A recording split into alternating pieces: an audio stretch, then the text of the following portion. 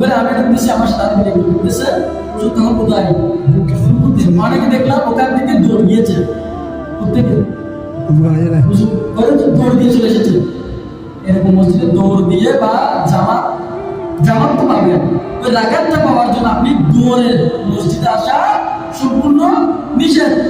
আপনি স্বাভাবিক গতিতে আসবেন যে অথবা স্বাভাবিক যে একটু গতিতে বাড়াতে পারবেন, দৌড় দিয়ে আসতে পারবেন না।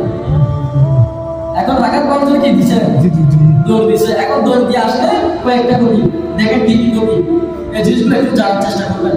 এরকম আমার আরেকটা মসজিদ হয়েছিল, হুজুর রুকুতে গিয়েছে, রুকু থেকে উঠে যাচ্ছে, সামি আল্লাহু লিমান হামিদা বলে হুজুর উঠে যাচ্ছে, উনি তাড়াতাড়ি সাথে